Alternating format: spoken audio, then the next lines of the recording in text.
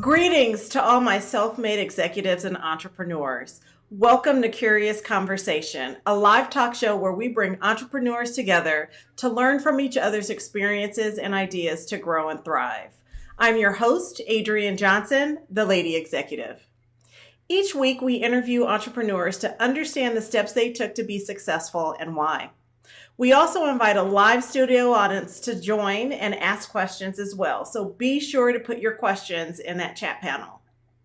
My guest today is Dr. Calvin Mackey, the founder and chief executive officer of STEM NOLA, the premier STEM science, technology, engineering, and mathematics program that designs and delivers activities, programs, and events to K through 12 students, families, and communities. Dr. Mackey is a dedicated advocate for STEM education and works tirelessly to inspire the next generation of innovators, creators, and entrepreneurs across America, engages with them and exposes them to quality learning experiences that prepares them for exciting career opportunities in STEM-related fields. Since December 2013, STEM NOLA has engaged more than 50,000 mostly underserved and underrepresented K through 12 New Orleans students in hands-on STEM project-based activities. Over 80% of those participants receive free and reduced lunch vouchers and thus free admission, and 45% of them have been female. Dr. Mackey is an award-winning mentor, inventor, author, educator, internationally renowned speaker, and a successful entrepreneur. He's presented to numerous civic and educational institutes, government entities, professional associations, and businesses of every size and industrial focus. Through his travel and online mentoring presence, Dr. Mackey reaches millions of students and professionals annually. Please help me welcome Dr. Mackey to the show. Doctor, thank you so much for joining us today. Welcome. Hi, Adrienne. Thank you for having me. It's an honor to be here. Absolutely. The honor is all mine, actually. But, the theme, as I shared with you when we connected about our conversation today, is how to turn your dreams into reality. So let's start by understanding your story as a child growing up in Louisiana and how that's impacted your success. Again, thank you for having me. But I grew up in New Orleans, Louisiana. I say I'm from back of town, Gerktown, Zion City. I'm from the Lower Nine, where we don't mind dying. I'm from the Wild Magnolia. I thought I told you. I'm from that CP3. You know me. Like the kids say, I started from the bottom and now I'm here. Yes, yes. I grew up in a house with no books. My mother and father went to school in West Feliciana Parish, a rural parish in the state of Louisiana where they pick cotton. My dad dropped out of school in 8th grade to pick cotton, and they moved to New Orleans. And pretty much I grew up in a house with no books. But what my mother and father gave us was that my father gave us work ethic and discipline, and our mothers gave us morals, values, and integrity. Yes. And even though there were struggles in schools and there was challenges, those two things always was omnipotent in my life to carry me through challenging situations. Absolutely. We have to give a lot of credit to our parents. And that's actually unheard for a lot of the younger kids, right, that are in school nowadays. They're like, no books. They can't even fathom the fact that there was nothing for for you all to learn from. That's kind of wild for them. Right. Now, and I tell people in our house, the only books, there was a set of encyclopedias, right? Because we had to look stuff up, but just reading for the sake of reading, that was not just the modus operandi in our house. And that's pretty much my story, because I was always decent to good in math, but I always was challenged in reading. And I take that back to the fact that, from the type of household I came from, right. We didn't have large verbal usage from the start. And how the research shows today, how that tracked people all through their life. Absolutely. Absolutely. So when did you decide that, engineering was the direction that you wanted to go in. What was the background on that? My dad was a roofer, so every Saturday and every weekend, every summer, we had to go work on the roof. I'm one of six kids, three boys, three girls, but Oh, we had to work on the roof. So when I say of age, I'm talking about 8, 9 years old. We had to leave and go on the roof and work. There was something you can do. So I always tried to impress my dad, right? If he really wasn't that good with counting and reading, so he'll say, "Boy, what's a half and a quarter?" Now he would measure it out, but I want to say three quarters to impress him. Every kid seeks the validation of a man. The problem absolutely. is too many of our kids don't have access to a man and they begin to seek validation outside. For Yeah. the women, that doesn't mean they don't seek validation from women. It means that they pretty much get it from their mom, at birth. But Right. every kid seeks the validation of a man. So I had that validation from my dad. He had me building stuff with nails and hammers. And in 1979, I never forget, he put all the kids in a car and we drove out to California. He had just got this big black Mercury Marquis, taking up the whole street. Looked like the back seat could have been a hotel with all us in it. So we get to California where my godfather lived, and he and my dad was sitting there drinking beer, and he said, "Come on, boy, I got to take you to the store." And he took me to Sears. We went to Sears. He bought me an erector set, and we came back to the house, and he and my dad was drinking and their beer, and I put together the erector set, and a little car went across the floor. And he jumped up and he screamed at my dad, "That boy gonna be an engineer, that boy gonna be an engineer." And that was the moment. I mean, I was always good with my hands, always wanted to build stuff, but there was never a language. There was never a word put to it. And he told me I was going to be an engineer. So when I came back home from that day forward, whenever anybody asked me what I was going to be, I said engineer because I knew nothing else. And that lesson there is that, our words are so powerful. They are. And we have to learn to speak life, love, liberty, and freedom, not only to each other, but definitely to our children. Absolutely. And I think that's one of the hindrances of especially adults, right? For themselves and what they share out to their children, right? There's a lot of, oh, you can't do that. Oh, you'll never be able to accomplish this. And we need to change that mindset. Ourself speak as well as to our children that anything is possible if you put your mind to it. I think this pandemic has proven that that once you're forced into a particular situation, you can be resilient and overcome just about anything. And that definitely speaks to science, technology, engineering, and mathematics. How many times have I heard women tell their daughters, "Well, it's okay for you not to be good in math because I wasn't good in math." And I'm like, "No, you're not good in math because you didn't receive the pedagogy, the support, and the direction that we're going to give your daughter so that she don't have to go through life like that." So sometimes adults want to they want to validate their own failures, so to say, through the failures of their children. And we shouldn't do that. Even though I might not was good at it, I failed at it. We should do everything we can do to hold the next generation up and a possibility of doing it, especially in the area of entrepreneurship. Yes, I agree with you. That just brought to mind when I was in high school, I was I really excelled in math. And I had a particular teacher, his name was Mr. McCarthy, and he came to me, I think I was either a junior or a senior, and he said, "You should be an entrepreneur. Have you looked into it?" And I guess I never had anyone to really explain to me. I'm sorry, not an entrepreneur, an engineer. And I guess I never had anyone explain to me what an engineer was. I had my own, thought of what an engineer was, somebody walking around in a white coat in a lab and, and that was kind of it. And I remember looking at him saying, "I don't want to be an engineer. Like, I don't, that's not fun. That's not sexy. I want to be a business owner. I want to do this. I want to do that." And, he never, besides coming to me and saying, "You should be an engineer," he never took it even any further than that to make sure that I understood what an engineer is. Who knows? I could have been a fantastic engineer, but it wasn't something that was talked about within my home. It wasn't something that I was around and used to. So I was totally removed mentally from that thought. Yeah, and that happens, and that's why we have to surround ourselves. They say, when you look at where you are today, is based on the 5 people you hung out with 5 years ago. If you want to know where you're going to end up in 5 years, look at the 5 people you hang out with today.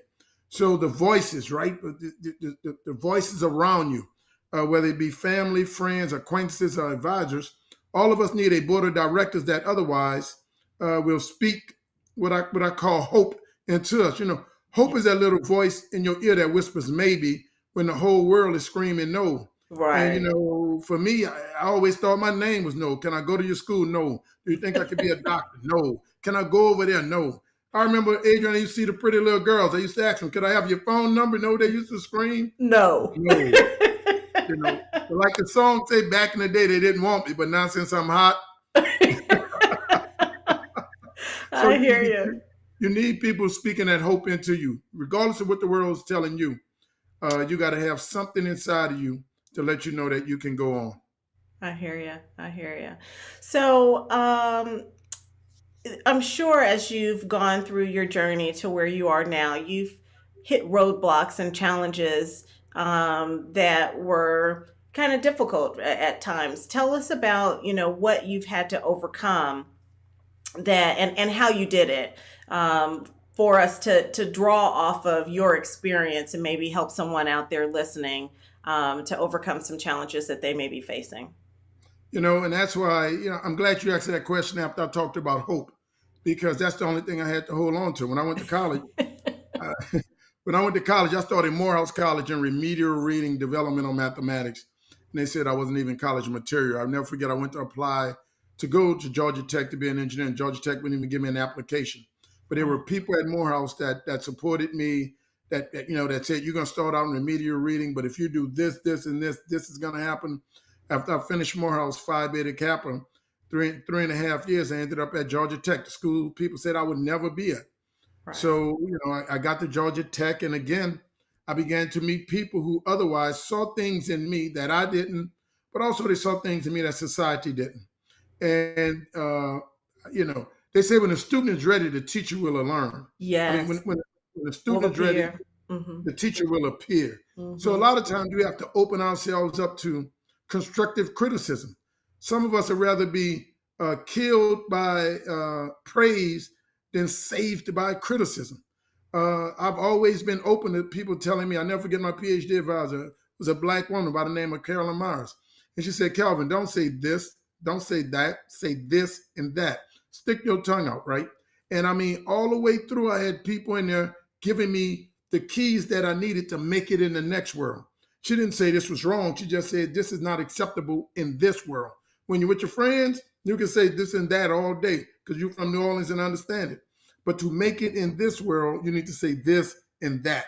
So it was people like that. When I got ready to go to graduate school, and I never forget, these two professors got in an argument at a cocktail party, and one of them was saying I wasn't qualified, Oh, and the other one was saying no, he's going to grad school and he's going to make it.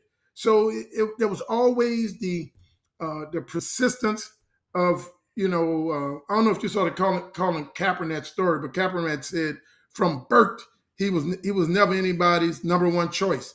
And when I was going through this whole thing of becoming an engineer, I was never anybody's number one choice of being an engineer. And the same thing happened when I decided to become an entrepreneur. I got a PhD in engineering. Everybody like, well, won't you stay in the academy? Won't you be a professor? Won't you be a researcher? And I said, I have more to offer. And raising money and going looking funders in the eye and seeing people who don't look like you, people younger than you, people who's trying to do what you're doing, receiving millions of dollars in funding, and then everything you bring up, they find a reason why not to give you the money. So, hope and persistence, and understanding and believing that there's something in you that God has impregnated you with. And if you don't give birth to it, the world gonna have to go on without it. When you have that type of mindset, right. that keep you going towards your dream. Yes, those gifts that are only you have the unique ability to share. I love it. I love it. So when you're going through this journey, share with us two or three things that have really impacted your success outside of in a more recent span? Like, I know that you founded STEM NOLA back in 2013, right? And I was actually blown away at the fact that there wasn't a STEM program in New Orleans. But what are some of the, two or three things that really helped propel your success? You know, uh, when I was, once I got into graduate school, I was an undergrad at Georgia Tech. Once I got into graduate school, I lost my mother, and that was very, very, of course, painful. But it was a poignant time in my life because I never forget telling my mom I wanted to be a teacher, and she said, "Well, baby, teach the world a better way." And when I lost my mom, I had another lady there, Dr. Carolyn Myers, who was my PhD advisor, who really became my backbone. But once I became a professor at Tulane University in 1996, I was at Tulane for 12 years. I became the first and only African American ever tenured in the Wow. history of the College of Engineering at Tulane University. So Tulane has never had another black engineering faculty member. But I'm from New Orleans. Here I am at the most prestigious school in the state. I used to walk down the street and see little black boys playing and black girls playing, and they didn't know me. And that just didn't sit well with me. How can I be up in this ivy tower with all these degrees, bringing in all this research money, and my younger brother and sister, these little boys and girls, have no idea what's happening on the other side of that wall where I exist? So in 2013, that's when we decided to create what we call STEM NOLA. Now, there's STEM programs in every city.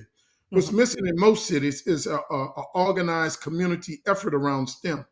So what we've created is this anchoring organization, a methodology to organize communities in STEM. And we go, like they say in wrestling, we go to parts unknown. We take STEM to the places where nobody else would go. I was at Tulane University for 12 years, but we never went on the side of the town where I was actually born and raised. So how in the hell, you saying you reaching out and you won't even reach out to the Right. place where I was born. So since 2013, we've developed this model, and the model is scalable, transferable, and reproducible. But we go in recreation facilities and we transform these public spaces into laboratories and invite up to 200 kids to a gym. So sometimes we have between 200 and 400 people on Saturday in a gym doing STEM when you count the number of students, the parents, and the number of volunteers, because we have one college student for every four K through 12 students. Wow. So people are now coming from around actually the world.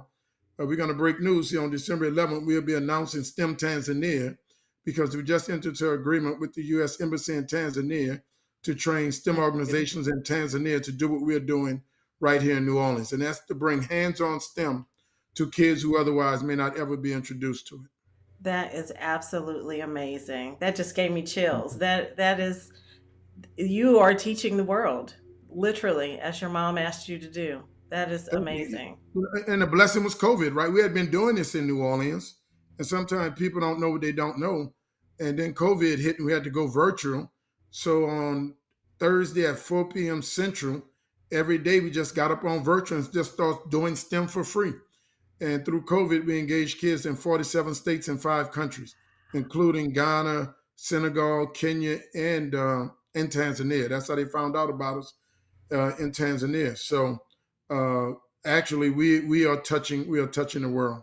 Touching the world, touching the world. Well, I was also reading, and I guess congratulations is in order. The saying that Katrina came through and destroyed Six Flags New Orleans. I was reading that you guys are going to take over that property and a little bit more to build a full-on center for STEM. Yes. Uh, there's two things going on there. Uh, a local health, Oxygen Health Systems, the largest health system in the state of Louisiana, recently donated to STEM NOLA a 42,000 square foot building that was totally damaged in Hurricane Katrina. The only thing that exists is the bones and the cement. And we just secured $10 million in financing to retrofit that building into a full-fledged inner city STEM innovation hub. My brother's an actor, and my brother was coming up, and he was in middle school. He said, "Hey, I want to be an actor," and we was able to send him to the New Orleans Center of Creative Arts. That's the same place where Wendell Pierce went. That's the same place where John Baptiste went. That's the same place where Wendell Pierce went. So if a kid has talent in New Orleans, like in the arts and athletics, there's always somewhere for them to go and develop that talent. So our STEM Innovation Hub is going to be like that center for STEM. So we're going to find these kids in elementary and middle school that are great in math and who are just have a great, like you said, curious conversation, who has curiosity and Yeah. inquiry about them, and train them up to be the great scientists, doctors, and innovators and researchers they can be. That's the first building. Now, the Six Flags site is a 250-acre site that was damaged and destroyed, former Six Flags site in the aftermath of Hurricane Katrina. And I partnered with a developer who just won the right to redevelop the entire site. And in phase one going to be $100 million development. And as a part of that, we're going to build a family STEM center. And we are marketing it as the Epcot of STEM, right? At the $10 million center down the street, that's going to be where you actually come and do stuff. At Okay. this Epcot of STEM, this is where families will come and experience virtual reality and Internet of Things and sensors and cryptocurrency before they go into the amusement park, so that they'll know exactly what STEM is. It's going to be STEM and entertainment mixed in, and then they can go down the street where they can actually take such courses and learn that stuff. So, in essence, if you take those two projects together, what we're trying to do is create an educational district in the hood of New Orleans, in the side of New Orleans, where people said the people shouldn't have it, they don't want it, or it's just going to be a waste. We now have the entire region coming to New Orleans East to get exposed and inspired and engaged and educated in STEM. That is exciting. That is definitely exciting. I was wondering if they were going to ever rebuild. I've come to visit my family there in New Orleans, and we always drive by as we're going past Slidell, and I'm like, they haven't done anything to it. So I love the fact that they're bringing it all together, because truly that's engineering. If you think about it, the roller coasters, all that great stuff, that all ties right into engineering. That's just brilliant. Yep. Congratulations. So, thank you. Our center is going to be like the virtual reality of the amusement park before you get there, right? You can experience it and learn the STEM aspect of it before you actually get on the physical ride. So the point is that we are marrying the two because they're actually one. Love it. I absolutely love it. I absolutely love it.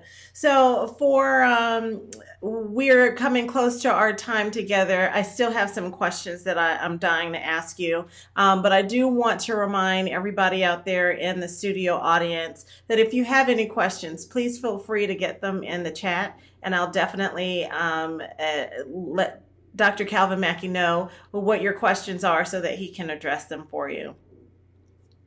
Doctor, for the, it's been said that, you operate, and this is for my entrepreneurs out there, you operate with the premise that exposure and experience are the two most important parameters for success. Can you talk to us a little bit more about that? There's a saying that said, if you ain't at the table, you're on a menu. Many of us don't even understand how to get to the table.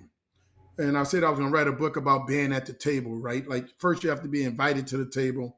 Then when you get to the table, you have to realize that you not only represent yourself at the table, but you represent the person that invited you to the table. That's so right. When you mess up at the table, you mess up that lineage of people that otherwise got you to the table.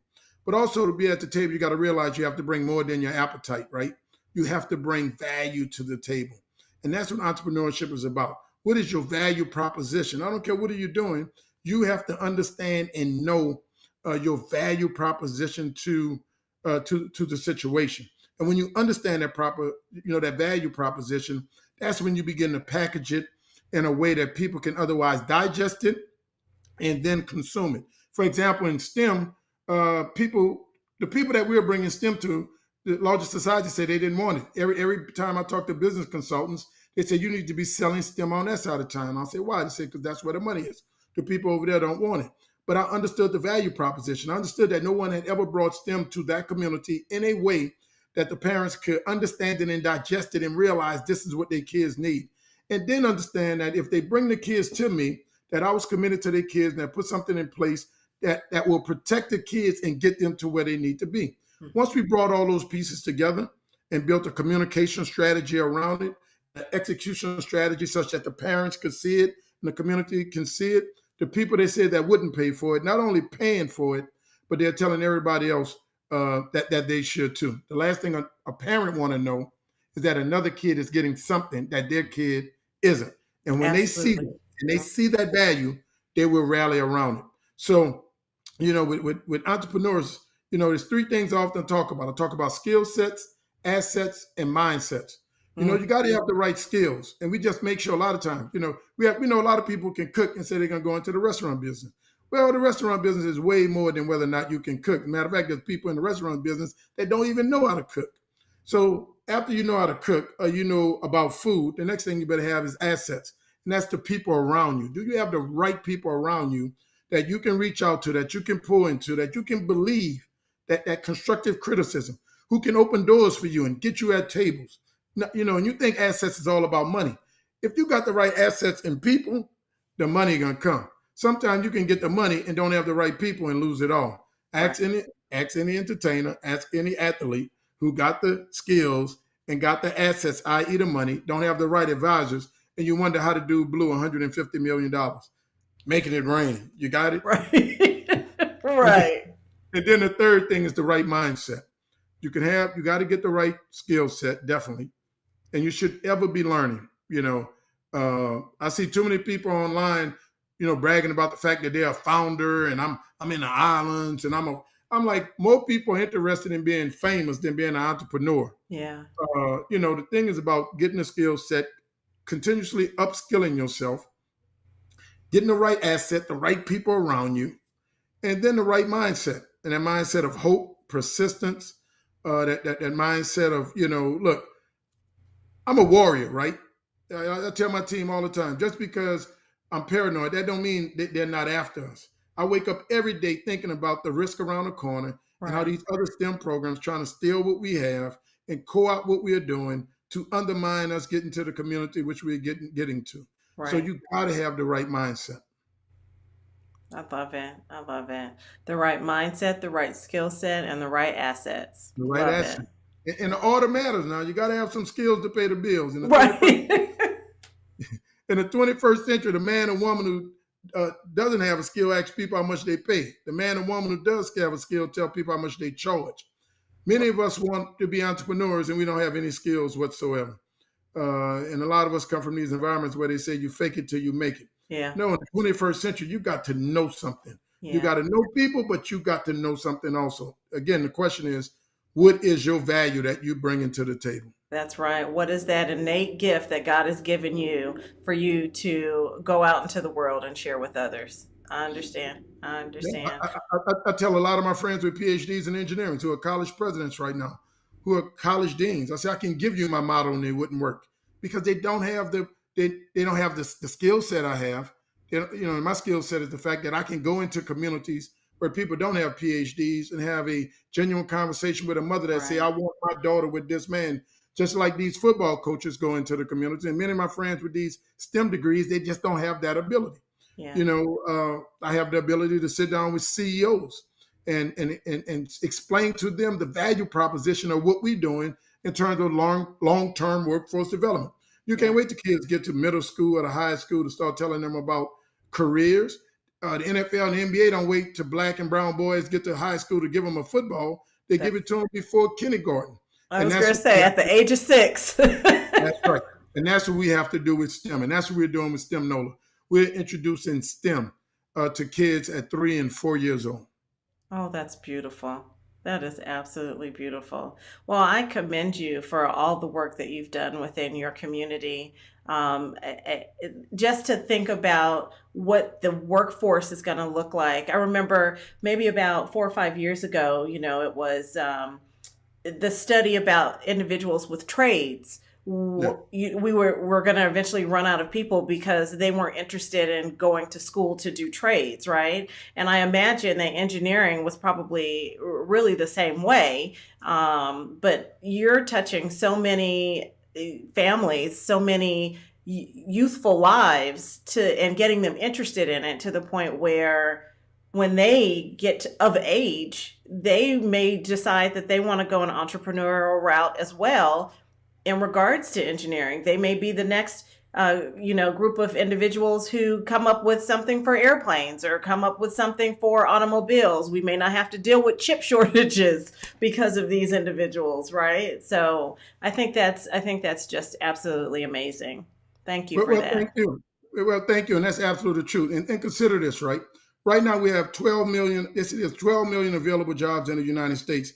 I mean, no, 10 million available jobs in the United States, and there's 12 million people unemployed. How can we have, more people unemployed than the jobs that's actually open, except for the 12 million people don't have the skills to take advantage of the 10 million job openings. Right. So there's a disconnect. And I got 4 STEM degrees. I got a BS in mathematics from Morals, a BS, MS, and PhD in mechanical engineering from Georgia Tech, and that's gangster. And in my book, A View from the Roof, I talk about Mr. Trade and Mr. Degree. If we have 2 hands in the future, our children, either they're going to take something, break something, and or make something. And if we don't give them skills and education to make something, like make a living and make a life and make a difference, Yeah. they're only going to leave them with the 2 options that we see on the news every night, to take and break. Amen. So the skills of formal education, our children must be on those pathways. And that's why it's important for what we do.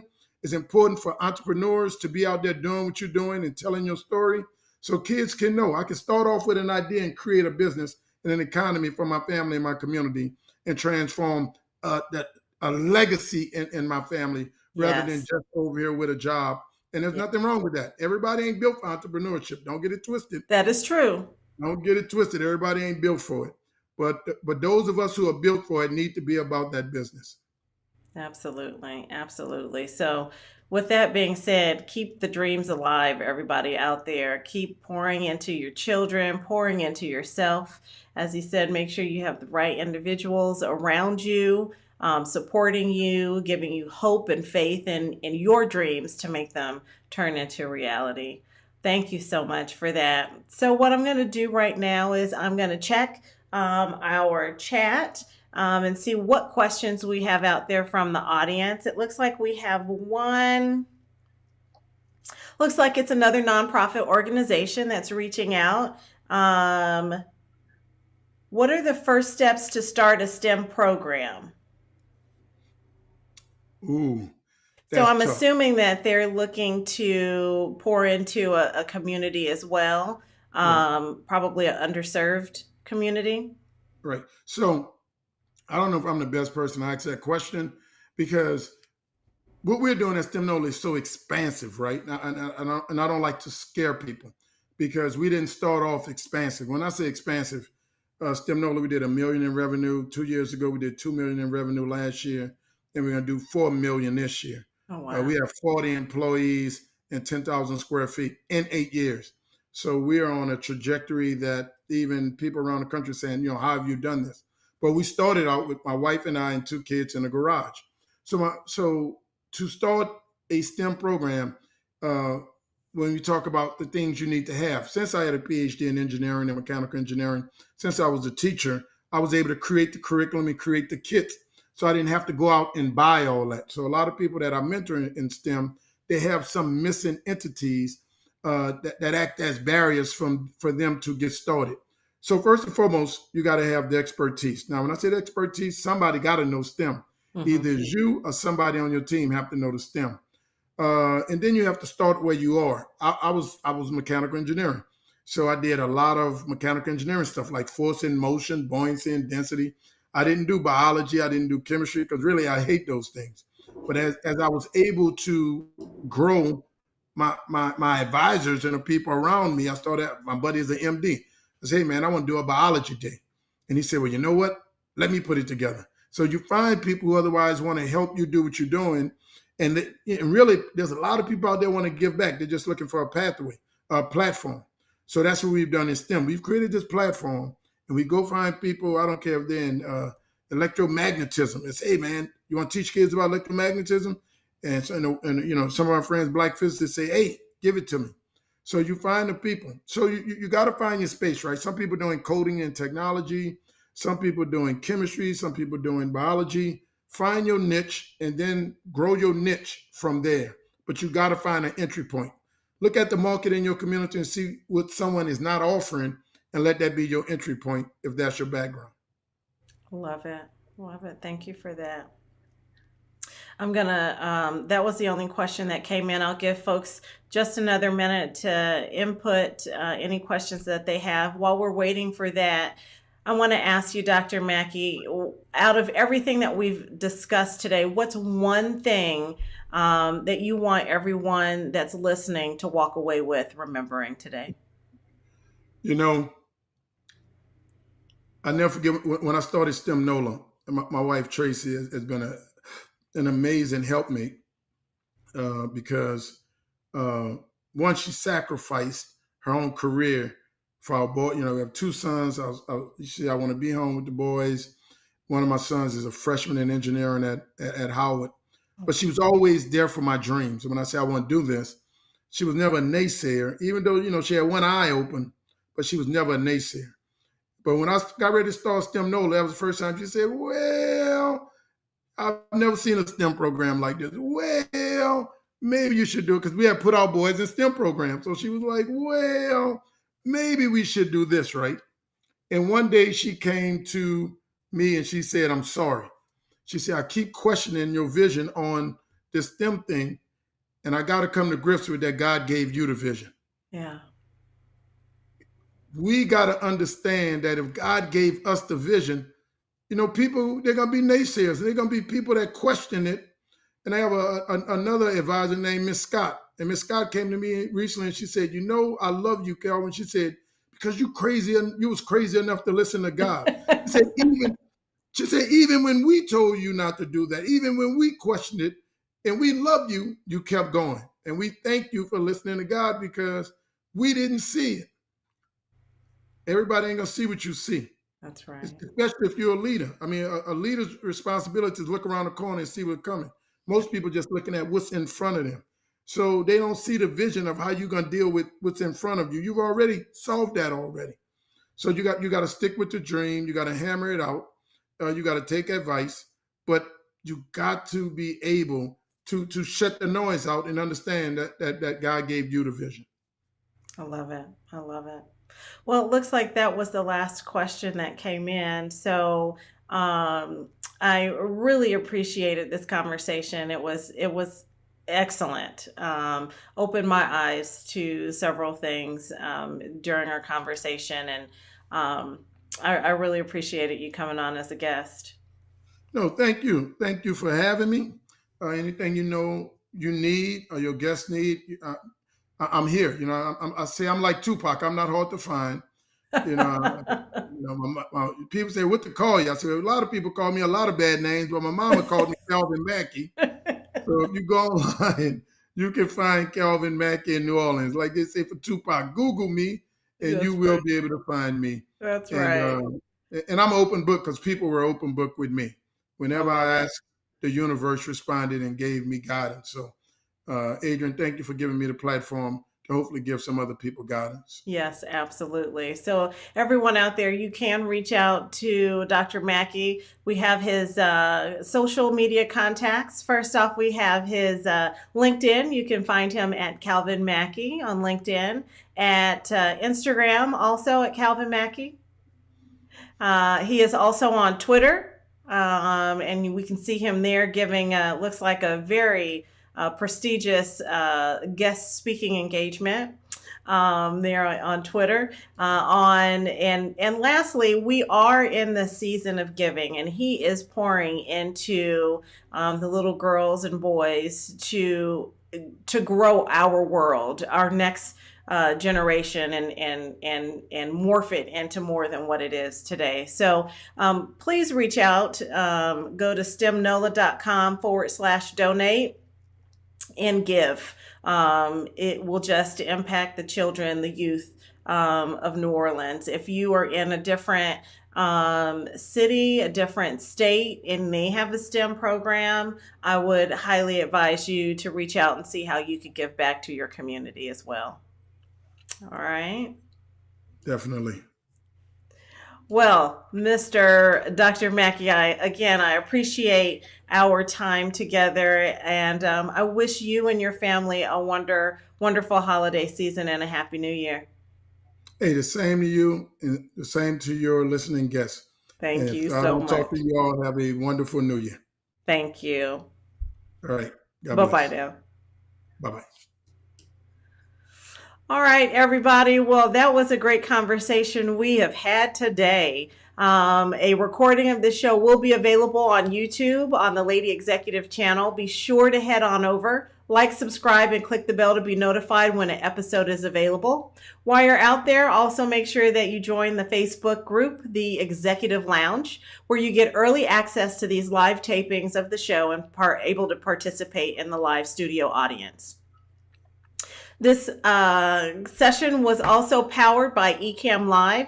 We'll make sure that the links from the conversation today, as well as any of the items that we spoke about, and the link to Ecamm Live is down in this description for you to take a look at.